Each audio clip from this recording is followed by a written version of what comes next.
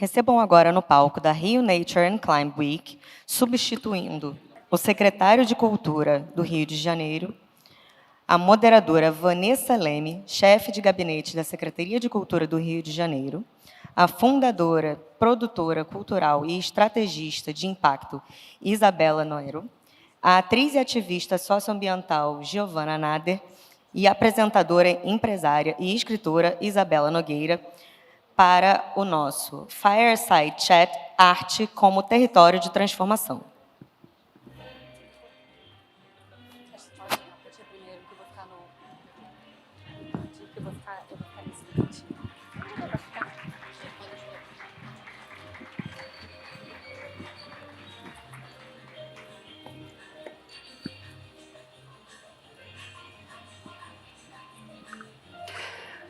Boa tarde a todas e todos. Essa conversa parte de uma convicção importante para a Rio Nature and Climate Week. A transição climática e ecológica não será apenas técnica, econômica ou política. Ela também será cultural. A arte tem a capacidade de tornar visível o que muitas vezes os dados não conseguem comunicar sozinhos. Ela transforma urgência em emoção, território em linguagem, memória em futuro e crise em mobilização. Hoje queremos conversar sobre como artistas, comunicadores e produtores culturais podem ajudar a ampliar a imaginação pública e colocar a cultura no centro da ação por natureza, clima e justiça. Obrigada pela participação de todas aqui. Queria começar falando com a Isabela. Isabela, o seu trabalho na UNA conecta cultura, impacto e construção de narrativas. Como a cultura pode ajudar a traduzir a crise climática para públicos que muitas vezes não se sentem parte desse debate? Thank you so much for having me, and what an incredible opportunity to be here at Nature and Climate Week. So in terms of culture, you know, culture is essential to who we are and what we are. And in terms of the impact that we need to create, you know, I've been for the past years, working a lot in climate communications. And the truth is we have lost the climate narrative. We have made a mistake, if I'm being really honest, in being too negative about the problem. We have been pointing fingers, and you have done that, and you need to do this. And not to say that that's not true, but we have lacked the imagination and the inspiration. And that's what culture does. And so what we really need right now is for artists and musicians and cultural producers themselves to really help us and remind us the importance of imagining a more beautiful, more thriving future than the one that we currently have. Acho que seria legal também você falar um pouquinho sobre a sua plataforma, né? Como ela funciona na prática. So that's exactly what we do at UNA. The issue with just seeing art and culture as a kind of like translation of facts and data is that translation is actually in the mind, and we have lost that connection to our body and to nature. And through UNA, what we do is we bring people back into the feeling, not just into the mind. And so we can talk about many of these things here and how beautiful nature is and how important, you know, indigenous cultures are, for instance. But it's a very different thing to go and experience them and to sit down with the elements, with your body, with the natural environment, and to tap into that, because we, at UNA, we take people, bring people into indigenous land led by indigenous people to create impact from that place. Because what we have, and I have realized for many years in being in this space, is that we will not take care of what we don't feel is ours. And the moment we remember that we are genuinely part of nature, that our bodies are made up of 70% water, that's the moment we care. E quando a gente fala, né, dessa interação, a gente fala muito também da nossa roupa, né, nossa forma de vestir. E aí eu queria falar um pouco, né, com a Giovana, que tem um trabalho, né, que une sustentabilidade, moda. E eu queria saber com você como essas plataformas culturais e criativas podem tornar a agenda climática menos distante e mais conectada ao cotidiano das pessoas. Sim, oi gente, boa tarde, tudo bem? Estou muito feliz de estar aqui nessa primeira edição do Rio Nature and Climate Week. Está lindo tudo isso, toda semana, parabenizar aqui aos envolvidos. E, bom, gente, eu acredito muito no poder da comunicação, da arte, da ludicidade para a gente chegar onde a gente quer, né? Eu acho que o clima, aquecimento global, mudança climática, são termos tão difíceis de conectar com grande parte da população, né?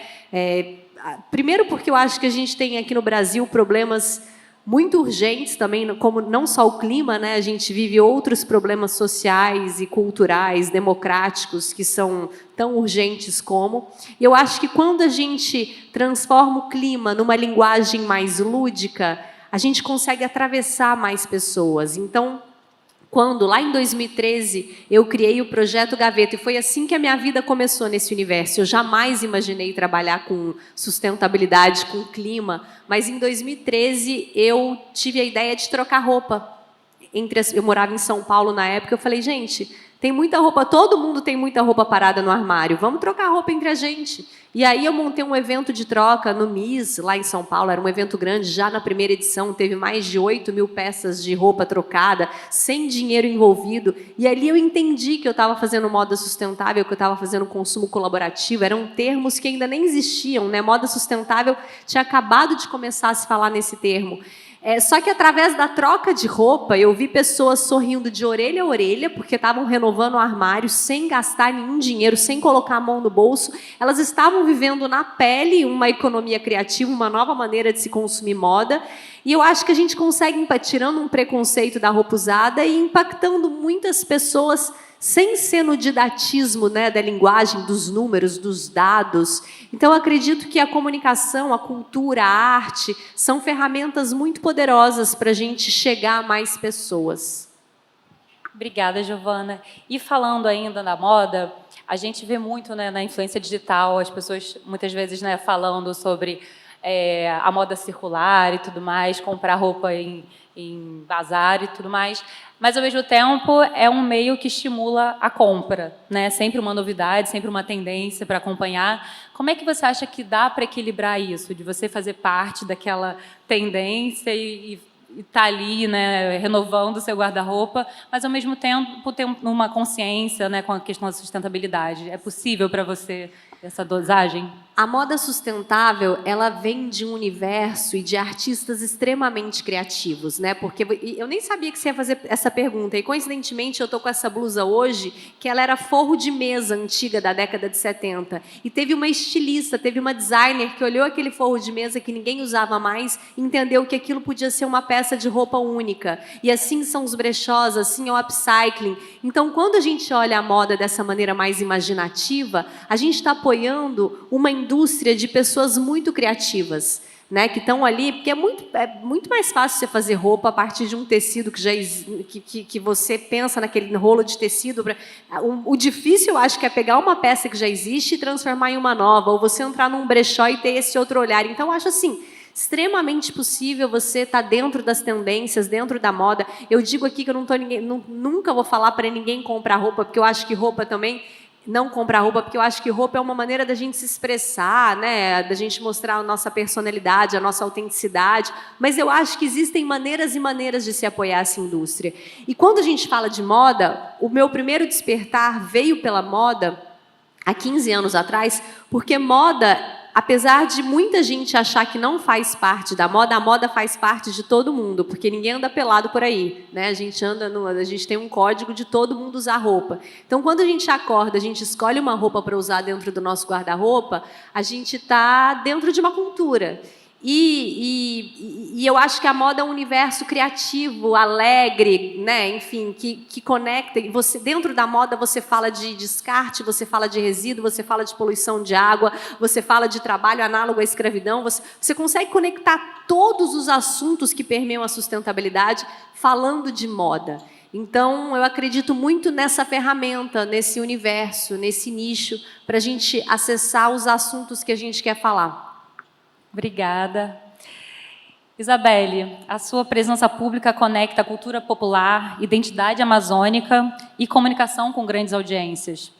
Como que essas expressões culturais populares podem fortalecer o reconhecimento dos territórios, das identidades e das vozes que precisam estar no centro da agenda climática? Eu acho que é muito importante a gente reverberar a Amazônia através de vozes que vivem a Amazônia. Porque a gente tem uma experiência a compartilhar a partir da nossa vivência. Eu, amazônida, eu, mulher nortista, eu, mulher que moro na floresta. Então, é muito importante os dados científicos, os cientistas também contribuem muito com o trabalho, né, na agenda climática, mas é importante artistas e amazônidas reverberarem a experiência de viver e de ser amazônida. A forma de falar de preservação da floresta através da cultura é uma forma lúdica para a gente gritar que a gente tem que manter a floresta de pé, por vários motivos. Um deles é porque a gente tem a floresta, a gente tem a Amazônia no Brasil, que é a maior floresta tropical do mundo, mas esta floresta é a casa de muitos artistas, é a casa de muitas pessoas que vivem de economia criativa, que vivem da arte, como, por exemplo, um grande exemplo que a gente tem para falar aqui também é o Festival Folclórico de Parintins, onde a gente vive o Festival Folclórico de Parintins. Muitos pescadores, na época do Festival Folclórico de Parintins, se tornam alegoristas, donas de casas, costureiras dos dois bois, Garantia de Caprichoso. Então, uma forma de falar de preservação, de falar de meio ambiente lúdica, para que a gente alcance todas as audiências, principalmente os jovens, é a cultura. Então, acho que a cultura, a gente consegue conectar, através da cultura, uma informação, a gente consegue levar emoção e a gente consegue despertar. Porque, veja bem, como a gente vai preservar aquilo que a gente não conhece? A gente vai preservar aquilo que a gente conhece e, a partir de conhecer, você ama. Então, é importante que a gente leve todas as audiências para falar de Amazônia, para falar de conexão, para falar de floresta. Esse momento é muito necessário, porque eu acho que todas as vozes são importantes para falar de floresta, para falar de Amazônia, e, principalmente, a gente está trazendo um pouco mais de cultura para mostrar que a gente abriga a maior floresta tropical do mundo, mas também, dentro dela, muitos povos que fazem arte e entretenimento. Obrigada, Isabela. É isso, não tem sensibilização sem uma aproximação, né? Bem isso que você falou. Eu acredito que realmente é isso. Você vai proteger aquilo que você conhece, aquilo que você ama. Fica muito distante. É importante a gente levar essas pessoas nesses palcos. É importante a gente trazer essas conexões. Eu mesma promovo um grande evento no Amazonas, que é o Festival da Cunhã, onde eu levo artistas daqui, do sul do Brasil inteiro, na verdade, em verdade do Brasil todo e outros lugares também. E eu levei essas pessoas para viverem dias de turismo e musicalidade e cultura amazonense. E, em contrapartida, eles plantaram árvores comigo na floresta. Artistas tendo o seu primeiro contato com a Amazônia, com a terra, com a mãe natureza, plantando a sua primeira árvore, entendendo que aquela era uma forma de zerar carbono do evento, era uma forma de proteger a floresta e de manter povos tradicionais e a floresta de pé. E não fica só no imaginário, né? Você vive aquela experiência, então te toca num lugar muito diferente, né? Muito obrigada. Para a Isabela, quando a gente fala de clima e natureza, muitas vezes a gente fala em números, em metas, em cenários. O que a arte consegue dizer ou provocar que a linguagem técnica não alcança? I forgot to mention that I speak a little bit, falo un poquito de portuñol, but I will do English, and I'll continue in English. Well, listen, like, when we think about technical language, what's the first thing that comes to mind? The mind. You know, how do we understand this context? How do we understand these statistics? How do we understand this science? But the magic about art is that it's not necessarily about understanding, it's about feeling, it's about emotion. And so art creates not the language, but the right container and the conditions for us to be able to feel. So if you can imagine entering into your favorite museum or your favorite gallery, it's kind of like you leave the world behind, or you're sitting in front of your favorite painting and you just lose yourself into the emotion. And you come into the present. And that's what we're lacking and we're missing, because the technical stats and the data takes us to the future. Oh yeah, by 2050, this and that is projected. And by 2030, such and such, how many forests are going to be burnt. And so we become frozen, because it's so hard for our minds to actually envision ourselves in 20, 30, or 50, or 100 years in the future, that it overwhelms us. Whereas art becomes that space where we can tap into how we're actually feeling right now. And this actually takes me to the, I can't think of a better example than the work of artist Olafur Eliasson, who at the COP21 conference in Paris, he brought these massive blocks of glacier ice. And so he wasn't yelling with numbers and stats, oh, the North Pole is melting and the polar bears are dying. He was placing these works of art in front of us with no words, with no statistics, just with the emotion of feeling those blocks of ice slowly melting and experiencing that. And so I think that the power that art really holds and that artists really have, and the responsibility, I would even dare to say, is to help us come back into our bodies, back into the present, to create new ways of imagining and new possibilities, because we really, really need to tap back into the emotion, into that inspiration and aspiration, because the numbers alone are not going to get us there. O número não ajuda, né, nessa sensibilização, né? Então, quando a gente fala do quanto, né, está sendo derretido de gelo, é diferente de você ver uma imagem da geleira derretendo com um urso sozinho. Então, são aquelas imagens que realmente causam impacto, né? E não é porque você seja insensível, né, a nenhuma das causas, mas você consegue realmente te atingir num lugar que mexe com você, né, que fala com você. Obrigada. Giovana, como que artistas, influenciadores e comunicadores podem ajudar a transformar a consciência e engajamento real, sem simplificar demais as complexidades da crise climática? Sim, eu acho que, enfim, a gente já sabe, né? Eu acho que aqui a gente parte de um consenso que a arte é talvez a principal ferramenta de transformação social. Eu arrisco dizer que ela é uma ferramenta extremamente poderosa de transformação ambiental também, né? Então, acredito que é uma função cívica e moral dos artistas estarem dentro dessa luta, sabe? Quando a gente vê, uma vez a Dira Paz, que dispensa comentários quem é Dira Paz, né? Ela falou uma frase que me impactou muito, que ela mal imagina que isso, eu lembro dessa frase até hoje, que ela falou assim: se a gente não documentar os nossos territórios, ninguém mais vai documentar para a gente, né? E a Dira é uma artista grandiosa brasileira que a gente tem, está documentando desde os seus 15 anos o território do Pará, de onde ela vem. O mesmo quando a gente vê o Paulo Vieira falando tanto do Tocantins, da terra dele, do Cerrado, a gente vê essa influência. E não é que o Paulo Vieira está falando na internet sobre o desmatamento do Cerrado, não é tão direto, ele simplesmente vai e faz um programa sobre a família dele que nasceu no Tocantins. Então, assim, eu acho que os artistas, eles têm esse poder da criatividade, todos nós temos, né? É muito importante dizer que todos nós temos um pouquinho de arte dentro da gente, mas eu acho que o artista tem esse poder da criatividade, né, dentro deles, de pensar fora da caixa mesmo. Então, como é que você vai conectar o clima dentro da arte que você faz, da cultura? Os influenciadores e os comunicadores também têm esse potencial de comunicação, né? Essa sabedoria de como comunicar, de como se fazer chegar. Então, eu acredito muito nesse poder da criatividade para a gente pensar em como a gente vai falar sobre o mesmo assunto, porque pode ser cansativo também todos os dias ir acordar e falar dos dados e do desmatamento. Mas como é que a gente faz isso de um lugar mais lúdico? Como que a gente atravessa mais pessoas? É um desafio gigante para quem é comunicador e artista, influenciador.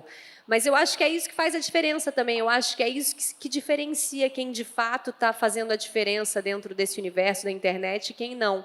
Então, também eu acho que é um ato de coragem, sabe? Porque exige um posicionamento político mesmo, né? Eu acho que a questão ambiental não deixa de ser um posicionamento político também. Então, eu acredito muito nessa coragem unida ao criativo dentro dessa pessoa, né, que, apesar de artistas, comunicadores, são pessoas, todos nós precisamos desse planeta. Então, como que a gente comunica isso de uma maneira que a gente siga adiante, né, que a gente não fica empacado num mesmo tema, num mesmo assunto, e que a gente, de fato, avance e traga mais pessoas para essa luta? E, Giovana, como é que você acha que esses comunicadores, esses influenciadores, podem ir também além da comunicação, né? Então, além de dar visibilidade a causas, eles podem fazer com que as pessoas cheguem em ações mais concretas? Então, a Isabelle falou uma coisa muito interessante, que é a gente estar no território, né? Quando você leva uma pessoa para a Amazônia, é isso. Você nunca mais volta a mesma pessoa, né? Uma vez que você tem contato com aquela floresta naquela dimensão, assim. Eu acho que isso te impacta profundamente. Se você influencia pessoas, você vai levar pessoas para lá também. Se você planta uma árvore, se você muda os seus hábitos, é claro que, enfim, o mundo está cada vez mais difícil, a praticidade exige que tudo seja mais rápido. Não é que a gente tem que né? Eu não estou aqui falando que a gente precisa ser assim, precisa ser assado, mas o pouco que você faz, a pouca consciência que se você tem uma taxa de engajamento, de influência, o pouco que você mostra isso, você está influenciando. Eu acredito muito que é como uma onda, sabe? Uma revolução e uma revolução é feita por pessoas, né? E quanto mais pessoas estiver nessa onda, eu ando muito, enfim. A Marina também fala muito isso, né? Ela é uma otimista realista. Eu acho que a gente tem noção da realidade que a gente vive, mas a gente também tem que ter muito otimismo, porque tem muita gente fazendo. Isso daqui é um exemplo, né? Essa semana que está acontecendo aqui no Rio de Janeiro é um exemplo de tantas pessoas que estão conectadas em uma causa só. Então, eu queria muito que tivesse mais gente falando disso, mais celebridades e, sabe, usando roupa usada que seja, comprando em brechó e falando que, né? E eu acho que está tendo cada vez mais. É uma causa que está chamando muita gente para junto. Então, acho que é isso. Obrigada. E, Isabelle, como você acha que a cultura amazônica e as culturas populares do Brasil podem ajudar o mundo a enxergar a natureza não só como um recurso, mas também como identidade, pertencimento, futuro? Eu acredito que quando você enxerga a natureza apenas como recurso, você a explora.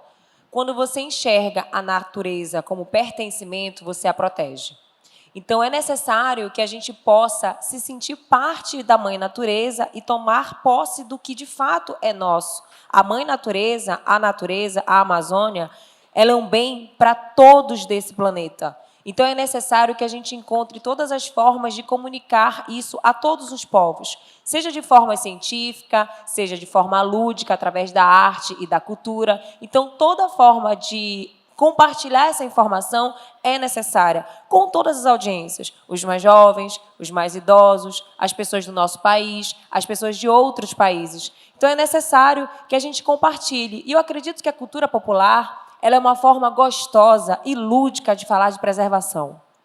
Quando você vai no Festival Folclórico de Parintins, quando você visita até mesmo o Carnaval do Rio de Janeiro e São Paulo, que são palcos de debates sociais de forma lúdica, você entende algumas percepções que no cotidiano do dia a dia você não para ouvir, você não para compreender como você compreenderia diante de um grande espetáculo cultural. Então é importante até mesmo políticas públicas para manter de pé espetáculos culturais, fazedores de culturas, provedores de cultura também, pequenos, grandes, para que a gente possa compartilhar através dessas formas lúdicas de informação, porque eu falei aqui e volto a repetir, a cultura ela leva uma informação que conecta a emoção. Então, é necessário a gente usar todas as formas que a gente puder através da cultura para reverberar a Amazônia e a preservação do meio ambiente. Obrigada, Isabelle. Eu queria saber, você que tem toda essa visibilidade, como é que você sente a repercussão com as pessoas quando você encontra com elas, de toda essa cultura sua que você leva, como as pessoas recebem? Olha, é muito gratificante poder ser essa porta-voz da Amazônia. O que eu compartilho com todo mundo é apenas a minha vivência. E eu fico, às vezes, surpresa de como as pessoas, muitas das vezes, não conhecem a Amazônia que eu vivo. Então, eu até me impressiono, porque, para a gente, tudo na Amazônia tem vida. Os rios são caminhos. Os rios conectam cidades, municípios, casas, mantêm vidas vivas que nos trazem alimento. Então, eu conecto as pessoas, eu compartilho informações apenas da minha vivência. A Mãe Natureza é como se fosse parte de nós, de toda a verdade do nosso coração. A gente aprende desde Cunhantã e desde Curumim que aquilo dali é uma vida real, é como se fosse de fato o nosso parente. O rio fosse o nosso parente, a árvore fosse o nosso parente, a energia, o vento, o sol. Então, eu conecto essa energia que para algumas pessoas pode parecer mística, mas para nós é a nossa realidade. E eu gostaria de verdade que o Brasil conhecesse o próprio Brasil, porque muitas das vezes o Brasil não conhece o próprio país. E é como se o norte fizesse parte de uma parte do país que fosse esquecida. Então, é necessário você viajar, conhecer outras culturas, sim, mas é importante o brasileiro conhecer seu próprio país, tomar posse do que é nosso, que é a nossa floresta, que é a nossa Amazônia, as nossas culturas populares, os nossos saberes ancestrais, a nossa própria ancestralidade indígena. É necessário a gente ter essas conversas, esses palcos como esse aqui, estarem à disposição de amazônidas como eu, nortistas também, outras pessoas, para que todo mundo possa compartilhar as suas vivências e a gente impactar todas as audiências possíveis do quão belo é a nossa Amazônia e do quanto a nossa floresta merece estar de pé, porque é um bem para o planeta e também por tantos povos que vivem dentro da Amazônia. Muito obrigada. E agora eu gostaria de fazer uma pergunta para vocês três. Se vocês pudessem pedir que artistas e produtores culturais do Sul Global assumissem um papel mais ativo na agenda climática, qual seria esse papel? Eu acredito que os artistas do Sul Global poderiam ser enxergados ou nominados como arquitetos ou porta-vozes de agenda climática. Eu acho que é necessário, porque a gente está falando de uma região, de regiões, na verdade, que vivem muito essa frente. Então, é como se fazedores de cultura fossem esses portas-vozes de agenda climática, porque você conecta cultura e agenda climática, está completamente conectado. Não tem como falar de uma coisa sem falar de outra. A gente está completamente interligado. Cultura, agenda climática, sustentabilidade, povos tradicionais. Então, acredito que esse papel é como se nós tomássemos posse desse papel. Fazedores de culturas, artistas do Sul Global, se autodenominasse, né, completamente mergulhasse nesse propósito de ser, por exemplo, um porta-voz de agenda climática. Obrigada. E vocês? Well, for many, many years, I've now been in multiple climate conferences, and none like this one, none really centering nature as part of the conversation. And what I have seen time and time again, and the work that I've been doing also supporting indigenous and frontline communities, is they have been fighting, and the youth as well, so hard to have a seat at the table, and like elbowing their way to like sit down and finally sit down at the table. But what that table is expecting is for them to speak their language. And so what I would say to artists, especially from the Global South, is build your own table. Like, stop trying to fight your way into it and like throw a better party, like throw a more exciting table. And that's exactly what Rio Nature and Climate Week is trying to do. It's, you know, we're here in the Global South. This is a platform worth coming. There's all of this that is still here, beautiful, thriving, and ready to be taken care of. Come visit us. Why do we always have to be the ones going to New York or London or Turkey this year or wherever else? No, come to us.